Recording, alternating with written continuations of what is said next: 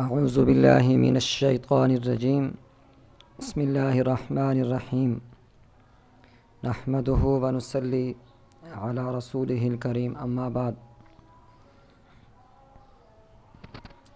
اللہ رب العزت کی ذات عالی کا بڑا احسان عظیم ہے کہ اللہ کی ذات نے ہمیں انسان بنایا، مسلمان بنایا، حضور صلی اللہ علیہ وآلہ وسلم کی امت میں پیدا فرمایا، قرآن مجید جیسی عظیم نعمت دی، اس کو پڑھنے کی، اس کو سمجھنے کی اللہ نے ہمیں توفیق دی۔ ایسے ملک میں پیدا فرمایا جس ملک میں ایسا نظام ہے کہ قرآن مجید کے پڑھنے کو، سمجھنے کو، سمجھانے کی ترغیب دی جاتی ہے، پروموٹ کیا جاتا ہے۔ ہمارے کورسز میں، ہمارے پروگرامز میں ایسے کورس شامل ہیں جن کے ذریعے سے قرآن فہمی، اس کی ترویج اور اس کی ترغیب دی جاتی ہے۔ الحمدللہ اسی مناسبت سے ہم القرآن کے نام سے یہ سبجیکٹ، جس کے اندر مختلف موضوعات کو دیکھ رہے ہیں، ڈسکس کر رہے ہیں، قرآن مجید کا پہلا پارہ، اس کا ترجمہ اور تشریح اس کو بھی کر رہے ہیں، تو بفضلہ تعالی تقریباً 4 رکوع اس کا ترجمہ اور اس کی تشریح، مختصر سی تشریح اس کو ہم نے کیا۔ آج ہم انشاءاللہ آگے پڑھیں گے۔ اعوذ باللہ من الشیطان الرجیم بسم اللہ الرحمن الرحیم فتلقى آدم من ربہ کلمات فتاب علیہ انہ هو التواب الرحیم۔ پھر سیکھے آدم نے، فتلقى پھر القاء کیے گئے آدم کو، پھر سیکھے آدم نے، من ربہ اپنے رب سے، کلمات ایسے کلمات، فتاب علیہ جس کے ذریعے سے پھر ان کی توبہ قبول کر لی اللہ نے، فتابہ پھر انہوں نے توبہ کی، علیہ پھر توبہ قبول کر لی اس نے، انہ هو التواب الرحیم بے شک وہ بڑا معاف کرنے والا، بہت رحم کرنے والا ہے۔ آدم علیہ السلام کو اللہ رب العزت نے یہ بات ارشاد فرمائی قرآن مجید میں کہ آپ اور حوا علیہ السلام جنت میں رہیں اور جو چاہے جتنا چاہے کھائیں، لیکن اس درخت کے قریب نہ جائیں۔ تو سہون آدم علیہ السلام سے یہ غلطی ہوئی کہ انہوں نے اس درخت کو کھا لیا، تو اللہ رب العزت نے سزا کے طور پر دنیا میں بھیج دیا اور کہا کہ کچھ عرصہ جو ہے، ایک محدود مدت تک اس دنیا میں رہیں۔ پھر اللہ رب العزت نے انہیں توبہ کے کلمات سکھائے اور ان کی توبہ کو قبول کر لیا، کیونکہ اللہ کی ذات بڑی معاف کرنے والی اور بہت رحم کرنے والی ہے۔ قُلْنَا اهْبِطُوا مِنْهَا جَمِيعًا ہم نے فرمایا اتر جاؤ یہاں سے تم سب، قُلْنَا اهْبِطُوا ہم نے کہا اهْبِطُوا مِنْهَا جَمِيعًا تم سب یہاں سے اتر جاؤ، فَإِمَّا يَأْتِيَنَّكُم مِّنِّي هُدًى پس جب یأتینکم منی ہدن فمن تبع ہدایا پس جب پہنچے تمہارے پاس میری طرف سے ہدایت، تو جس نے پیروی کی، فلا خوف علیہم ولا هم یحزنون تو نہ ہوگا کچھ خوف ان کو اور نہ وہ غمناک ہوں گے۔ تو جس نے پیروی کی، نہ ان کو کچھ خوف ہوگا اور نہ وہ غمناک ہوں گے۔ والذین کفروا وکذبوا بآیاتنا اولئک اصحاب النار ہم فیہا خالدون اور وہ لوگ جنہوں نے کفر کیا، والذین اور وہ لوگ کفروا جنہوں نے کفر کیا، وکذبوا بآیاتنا اور جھٹلایا ہماری آیتوں کو، اولئک اصحاب النار وہی لوگ ہیں جو اصحاب النار ہیں، یعنی اہل دوزخ ہیں، ہم فیہا خالدون وہ اس میں ہمیشہ رہیں گے۔ ماننے والوں کا بھی بتا دیا کہ انہیں نہ کچھ خوف ہوگا اور نہ وہ غمناک ہوں گے، جنہوں نے میری پاس کی طرف سے جو ہدایت پہنچی، جنہوں نے اس کو فالو کیا، اس کی پیروی کی، اور جنہوں نے ان آیات کو جھٹلا دیا، کفر کیا اور جھٹلایا ہماری آیتوں کو، وہی لوگ اہل دوزخ ہیں، وہ اس میں ہمیشہ رہیں گے۔ یا بنی اسرائیل اذکروا نعمتی التی انعمت علیکم واوفوا بعہدی اوفی بعہدکم وایای فارہبون۔ یا بنی، اے بنی اسرائیل، اذکروا یاد کرو، نعمتی التی میری نعمت کو، انعمت علیکم جو عطا کی میں نے تم کو، انعمت جو میں نے تمہیں دی، انعمت علیکم جو میں نے عطا کی تم کو، واوفوا بعہدی اور پورا کرو مجھ سے کیا ہوا عہد، واوفوا بعہدی اور مجھ سے کیا ہوا عہد وفا کرو، پورا کرو، اوفی بعہدکم پورا کروں گا میں تم سے کیا ہوا وعدہ، اوفی بعہدکم پورا کروں گا میں تم سے کیا گیا وعدہ، وایای فارہبون اور مجھ ہی سے ڈرتے رہو۔ یہ اللہ رب العزت بنی اسرائیل کو، موسیٰ علیہ السلام کی قوم کو، ان کو مخاطب کر کے جو ہے وہ فرما رہے ہیں، اے بنی اسرائیل یاد کرو میری نعمت کو جو عطا کی میں نے تم کو، اور پورا کرو مجھ سے کیا ہوا عہد، پورا کروں گا میں تم سے کیا ہوا وعدہ، اور مجھ ہی سے ڈرتے رہو۔ وآمنوا بما انزلت مصدقا لما معکم ولا تکونوا اول کافر بہ۔ وآمنوا اور ایمان لاؤ، بما انزلت اس کتاب پر، مصدقا لما معکم جو میں نے نازل کی ہے محمد صلی اللہ علیہ وسلم پر، تصدیق کرتی ہے۔ وآمنوا اور ایمان لاؤ اس کتاب پر جو میں نے نازل کی ہے محمد صلی اللہ علیہ وسلم پر، تصدیق کرتی ہے۔ ولا تکونوا اول کافر بہ تصدیق کرتی ہے توریت کی جو تمہارے پاس ہے۔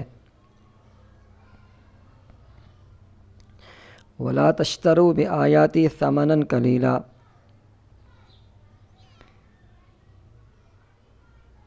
اور نہ بیچو میری آیتوں کو تھوڑی سی قیمت پر۔ ولا تشتروا بآیاتی ثمنا قلیلا اور نہ بیچو میری آیتوں کو تھوڑی سی قیمت پر۔ وایای فاتقون اور مجھ ہی سے ڈرتے رہو۔ ولا تلبسوا الحق بالباطل وتکتموا الحق وانتم تعلمون اور نہ ملاؤ حق کو باطل کے ساتھ۔ ولا تلبسوا الحق بالباطل اور نہ ملاؤ حق کو باطل کے ساتھ، اور نہ چھپاؤ حق کو۔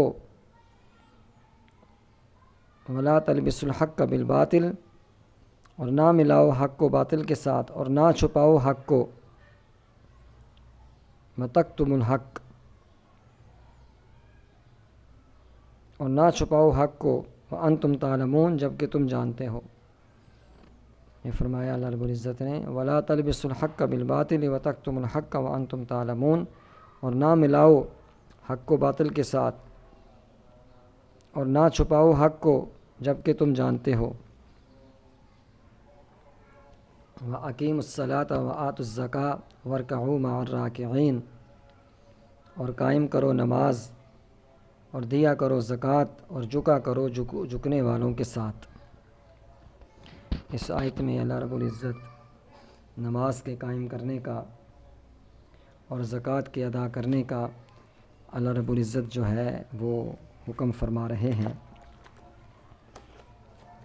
نماز اللہ رب العزت نے ہم مسلمانوں پر دن میں 5 مرتبہ نماز کو فرض فرمایا ہے۔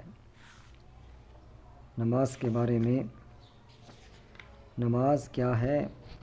اللہ رب العزت کی قدرت سے براہ راست استفادہ کے لیے اللہ رب العزت کے اوامر کو حضور صلی اللہ علیہ وآلہ وسلم کے طریقہ پر پورا کرنے میں سب سے اہم اور بنیادی عمل نماز ہے۔ اللہ کی قدرت سے براہ راست استفادہ کے لیے اللہ رب العزت کے اوامر کو حضور صلی اللہ علیہ وسلم کے طریقہ پر پورا کرنے میں سب سے اہم اور بنیادی عمل نماز ہے۔ نماز کا حکم قرآن مجید میں کم و بیش 700 آیات میں نماز کا حکم دیا گیا ہے۔ اللہ رب العزت نے نماز کے بارے میں فرمایا، بے شک نماز بے حیائی اور برے کاموں سے روکتی ہے۔ ان الصلاۃ تنہی عن الفحشاء والمنکر، بے شک نماز بے حیائی اور برے کاموں سے روکتی ہے۔ اسی طرح فرمایا سورۃ بقرہ میں ہی، ان الذین آمنوا وعملوا الصالحات واقاموا الصلاۃ وآتوا الزکاۃ لهم اجرهم عند ربهم ولا خوف علیہم ولا هم یحزنون۔ اللہ تعالیٰ کا ارشاد ہے، جو لوگ ایمان لائے اور نیک عمل کرتے رہے، آمنوا وعملوا الصالحات، خصوصاً نماز کی پابندی کی اور زکوٰۃ ادا کی، تو ان کے رب کے پاس ان کا ثواب محفوظ ہے۔ لہم اجرہم عند ربہم، اور نہ ان کو کسی قسم کا خوف ہوگا اور نہ وہ غمگین ہوں گے۔ تو جن لوگوں نے نماز ادا کی، نماز کی پابندی کی اور زکوٰۃ ادا کی، تو ان کے رب کے پاس ان کا ثواب محفوظ ہے اور نہ ان کو کسی قسم کا خوف ہوگا اور نہ وہ غمگین ہوں گے۔ اسی طرح فرمایا، وقال تعالی قل لعبادی الذین آمنوا یقیموا الصلاۃ وینفقوا مما رزقناہم سرا وعلانیۃ من قبل ان یأتی یوم لا بیع فیہ ولا خلال۔ اللہ تعالیٰ نے اپنے رسول صلی اللہ علیہ وآلہ وسلم سے ارشاد فرمایا، آپ میرے ایمان والے بندوں سے کہہ دیجئے کہ وہ نماز کی پابندی رکھیں، اور جو کچھ ہم نے ان کو دیا ہے اس میں سے کچھ خفیہ اور اعلانیہ خیرات بھی کیا کریں، اس دن کے آنے سے پہلے کہ جس دن نہ کوئی خرید و فروخت ہوگی کہ کوئی چیز دے کر نیک اعمال خرید لیے جائیں، اور نہ اس دن کوئی دوستی کام آئے گی کہ کوئی دوست تمہیں نیک اعمال دے دے۔ سورۃ ابراہیم میں اللہ رب العزت نے نماز کے بارے میں ارشاد فرمایا، رب اجعلنی مقیم الصلاۃ ومن ذریتی ربنا وتقبل دعا۔ حضرت ابراہیم علیہ السلام نے دعا فرمائی، اے میرے رب، مجھ کو اور میری اولاد کو نماز کا خاص اہتمام کرنے والا بنا دیجئے، اے ہمارے رب، اور میری یہ دعا قبول کر لیجیے۔ سورہ بنی اسرائیل میں اللہ رب العزت ارشاد فرما رہے ہیں، اقم الصلاۃ لدلوک الشمس الی غسق اللیل وقرآن الفجر ان قرآن الفجر کان مشہودا۔ اللہ تعالیٰ نے اپنے رسول صلی اللہ علیہ وآلہ وسلم سے ارشاد فرمایا، زوال آفتاب سے لے کر رات کے اندھیرے ہونے تک نمازیں ادا کیجیے، یعنی ظہر، عصر، مغرب اور عشاء، اور فجر کی نماز بھی ادا کیا کیجیے، بے شک فجر کی نماز اعمال لکھنے والے فرشتوں کے حاضر ہونے کا وقت ہے۔ ان قرآن الفجر کان مشہودا، بے شک فجر کی نماز اعمال لکھنے والے فرشتوں کے حاضر ہونے کا وقت ہے۔ وقال تعالی، سورہ مومنون میں اللہ رب العزت جو بات ارشاد فرماتے ہیں، والذین هم علی صلواتہم یحافظون۔ اللہ تعالیٰ نے کامیاب ایمان والوں کی ایک صفت یہ بیان فرمائی کہ وہ اپنی فرض نمازوں کی پابندی کرتے ہیں۔ سورہ جمعہ میں اللہ رب العزت یہ بات ارشاد فرما رہے، وقال تعالی یا ایھا الذین آمنوا اذا نودی للصلاة من یوم الجمعہ فاسعوا الی ذکر اللہ وذروا البیع ذالکم خیر لکم ان کنتم تعلمون۔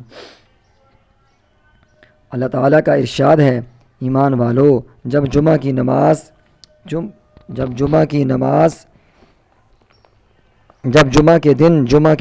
کے لیے اذان دی جائے تو اللہ تعالیٰ کی یاد یعنی خطبہ اور نماز کی طرف فوراً چل دیا کرو اور خرید و فروخت اور اسی طرح دوسرے مشاغل چھوڑ دیا کرو، یہ بات تمہارے لیے بہتر ہے اگر تمہیں کچھ سمجھ ہو۔ تو اس طرح بے شمار آیات میں اللہ رب العزت نے نماز پڑھنے کی تلقین کی۔ احادیث مبارکہ میں بھی بے شمار جگہ پر نماز کے بارے میں آتا ہے۔ آپ صلی اللہ علیہ وآلہ وسلم نے ارشاد فرمایا، اس کا مفہوم ہے، اللہ رب العزت نے میری امت پر سب چیزوں سے پہلے نماز فرض کی اور قیامت کے دن سب سے پہلے نماز کا حساب ہوگا۔ ایک جگہ آتا ہے، نماز کے بارے میں اللہ سے ڈرو، نماز کے بارے میں اللہ سے ڈرو، نماز کے بارے میں اللہ سے ڈرو۔ نمازی شہنشاہ کا دروازہ کھٹکاتا ہے اور یہ قاعدہ ہے کہ جو دروازہ کھٹکاتا ہی رہے آخر کھلتا ہی ہے۔ آپ صلی اللہ علیہ وآلہ وسلم کے ارشاد کا مفہوم ہے، اسلام کی علامت نماز ہے، جو شخص اپنے دل کو فارغ کر کے اور اوقات اور مستحبات کی رعایت رکھ کر نماز پڑھے وہ مومن ہے۔ تو ایک حدیث میں ہے، عبداللہ بن عمر رضی اللہ عنہما روایت کرتے ہیں کہ رسول اللہ صلی اللہ علیہ وآلہ وسلم نے ارشاد فرمایا، اسلام کی بنیاد 5 ستونوں پر قائم کی گئی ہے، لا الہ الا اللہ محمد رسول اللہ کی گواہی دینا، یعنی اس حقیقت کی گواہی دینا کہ اللہ تعالیٰ کے سوا کوئی عبادت اور بندگی کے لائق نہیں اور محمد صلی اللہ علیہ وآلہ وسلم اللہ تعالیٰ کے بندے اور رسول ہیں، نماز قائم کرنا، زکوٰۃ ادا کرنا، حج کرنا اور رمضان المبارک کے روزے رکھنا۔ حضرت جبیر بن نفیر رحمۃ اللہ علیہ روایت کرتے ہیں کہ رسول اللہ صلی اللہ علیہ وآلہ وسلم نے ارشاد فرمایا، مجھے یہ حکم نہیں دیا گیا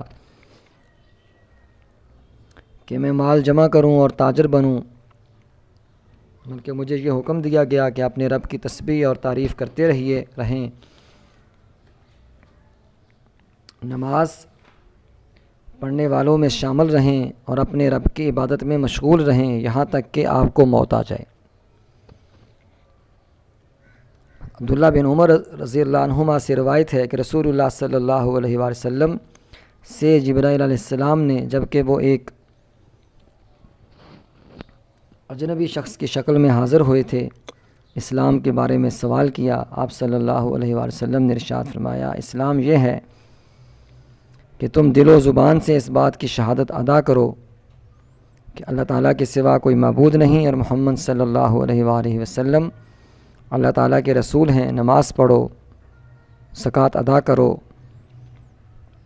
حج اور عمرہ کرو، جنابت سے پاک ہونے کے لیے غسل کرو، وضو کو پورا کرو اور رمضان کے روزے رکھو۔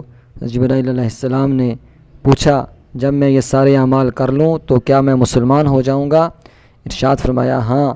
حضرت جبرائیل علیہ السلام نے عرض کیا، آپ نے سچ فرمایا۔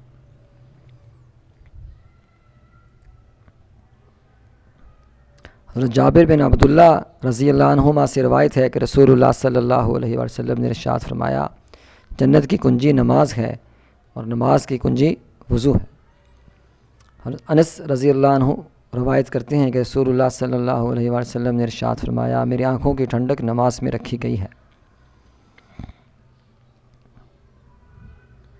حضرت عمر رضی اللہ عنہ فرماتے ہیں، رسول اللہ صلی اللہ علیہ وسلم نے ارشاد فرمایا، نماز دین کا ستون ہے۔ حضرت علی رضی اللہ عنہ سے روایت ہے کہ رسول اللہ صلی اللہ علیہ وآلہ وسلم نے آخری وصیت یہ ارشاد فرمائی، نماز اپنے غلاموں اور ماتحتوں کے بارے میں اللہ تعالیٰ سے ڈرو، یعنی ان کے حقوق ادا کرو۔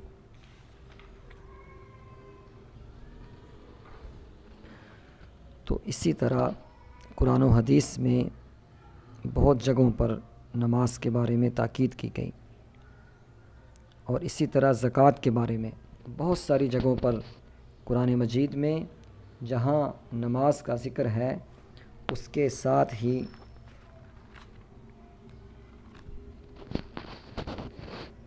زکوٰۃ ادا کرنے کا بھی ذکر ہے۔ جیسے نماز اللہ کا حکم ہے، ایسے ہی زکوٰۃ کا ادا کرنا یہ بھی اللہ رب العزت کا حکم ہے۔ جو لوگ صاحب نصاب ہیں ان پر نصاب کے مطابق اپنے مال کا 2.5% حصہ اللہ کے راستہ میں مستحقین پر خرچ کرنا جو ہے وہ ضروری ہے۔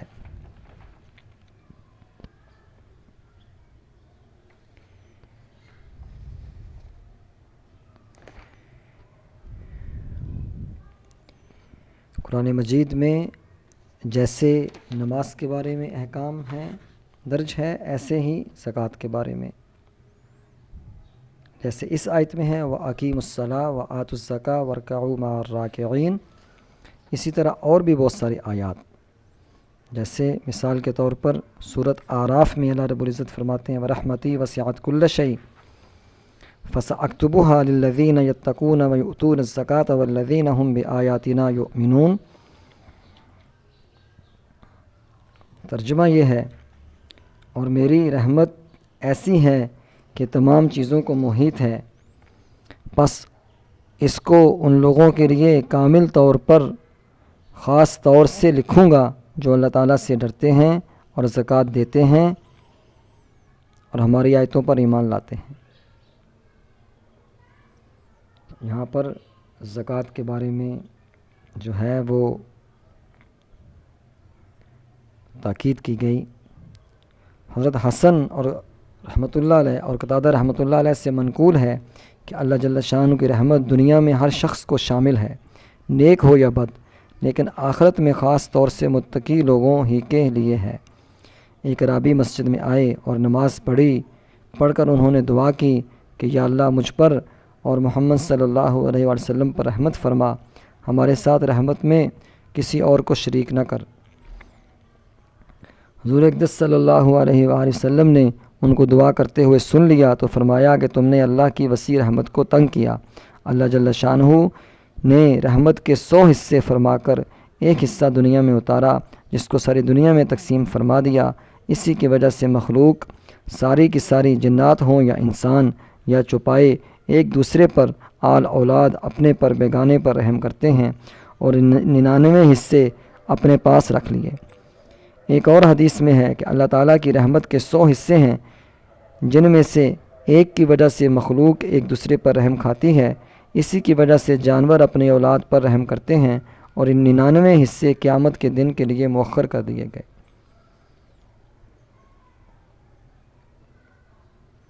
زکوٰۃ کے بارے میں ایک اور جگہ قرآن مجید میں اللہ رب العزت ارشاد فرماتے ہیں وَمَا آتَيْتُم مِّن رِّبًا لِّيَرْبُوَ فِي أَمْوَالِ النَّاسِ فَلَا يَرْبُو عِندَ اللَّهِ وَمَا آتَيْتُم مِّن زَكَاةٍ تُرِيدُونَ وَجْهَ اللَّهِ فَأُولَٰئِكَ هُمُ الْمُضْعِفُونَ۔ اور جو چیز تم اس غرض سے دو گے کہ سود بن کر لوگوں کے مال میں بڑھوتری کا سبب بنے، یہ تو اللہ کے نزدیک نہیں بڑھتا، اور جو کچھ زکوٰۃ وغیرہ دو گے جس سے کہ اللہ تعالیٰ کی رضا مقصود ہو، تو ایسے لوگ اپنے دیے ہوئے مال کو اللہ تعالیٰ کے پاس بڑھاتے رہتے ہیں۔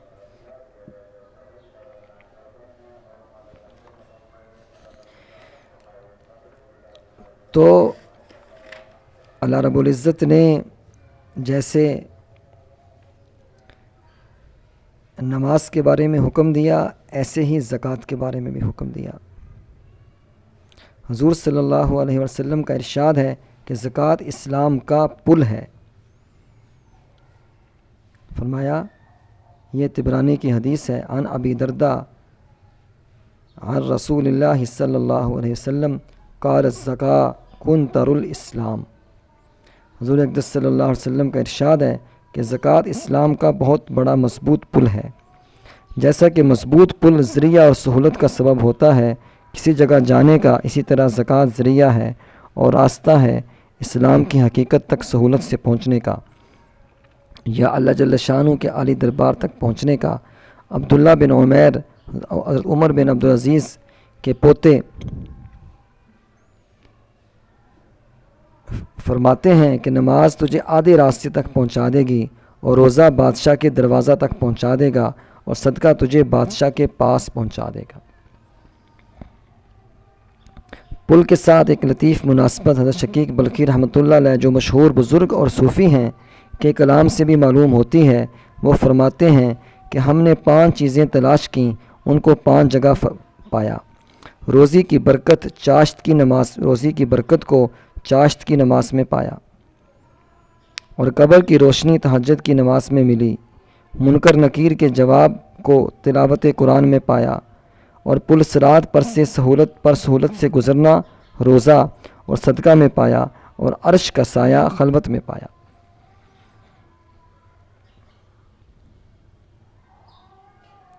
حضور اقدس صلی اللہ علیہ وسلم کا ارشاد ہے کہ جو شخص مال کی زکوٰۃ ادا کرے تو اس مال کی شر اس سے جاتی رہتی ہے۔ حضور اقدس صلی اللہ علیہ وسلم کا ارشاد ہے کہ اپنے مالوں کو زکوٰۃ کے ذریعہ محفوظ بناؤ اور اپنے بیماروں کا صدقہ سے علاج کرو، اور بلا اور مصیبت کی موجوں کا دعا اور اللہ تعالیٰ کے سامنے عاجزی سے استقبال کرو۔ تو اس آیت میں وَأَقِیمُوا الصَّلَاةَ وَآتُوا الزَّکَاةَ وَارْکَعُوا مَعَ الرَّاکِعِینَ، اور قائم کرو نماز اور دیا کرو زکوٰۃ اور جھکنے والوں کے ساتھ۔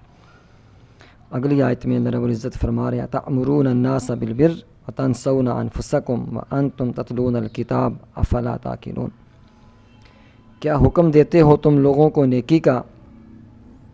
تَأْمُرُونَ النَّاسَ بِالْبِرِّ، کیا حکم دیتے ہو تم لوگوں کو نیکی کا اور فراموش کیے دیتے ہو اپنے آپ کو؟ وَتَنْسَوْنَ أَنفُسَکُمْ، اور فراموش کیے دیتے ہو اپنے آپ کو۔ وَأَنْتُمْ تَتْلُونَ الْکِتَابَ، حالانکہ تم پڑھتے ہو کتاب۔ وَأَنْتُمْ تَتْلُونَ الْکِتَابَ، حالانکہ تم پڑھتے ہو کتاب۔ أَفَلَا تَعْقِلُونَ، کیا نہیں تم سمجھتے؟ اگلی آیت میں اللہ رب العزت فرما رہے ہیں وَاسْتَعِینُوا بِالصَّبْرِ وَالصَّلَاةِ وَإِنَّهَا لَكَبِیرَةٌ إِلَّا عَلَى الْخَاشِعِینَ، اور مدد لیا کرو صبر سے اور نماز سے، اور بے شک یہ گراں ہے سوائے ان پر جو عاجزی کرتے ہیں۔ اور بھی جگہ اللہ رب العزت نے فرمایا یا ایھا الذین آمنوا استعینوا بالصبر والصلاۃ ان اللہ مع الصابرین، صبر اور نماز، یہ 2 چیزیں فرمائی گئیں اللہ رب العزت کی مدد لینے کے لیے۔ اگلی آیت میں ہے الذین یظنون انہم ملاقو ربہم وانہم الیہ راجعون، وہ لوگ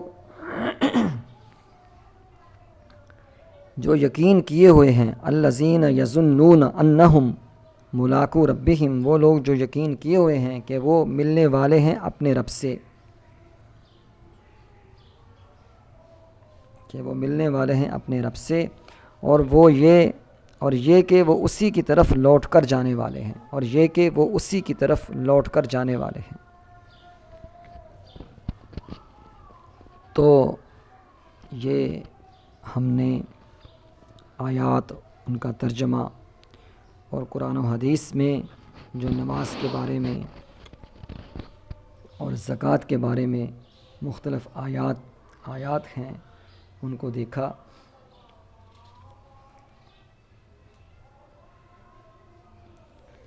اسی طرح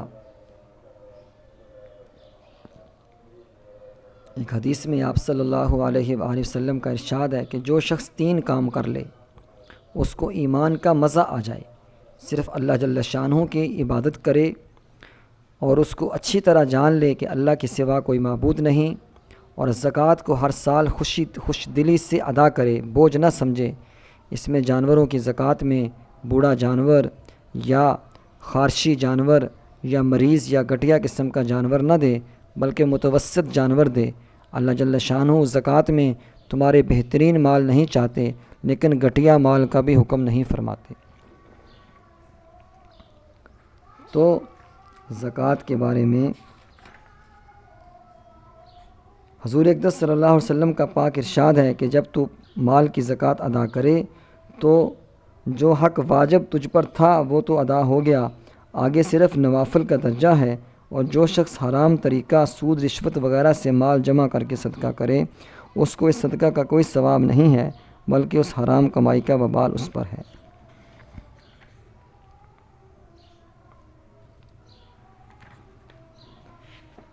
تو زکوٰۃ کی اور نفلی صدقات کی قرآن مجید میں تاکید ہے اور اس کو ادا نہ کرنے پر وعید ہے۔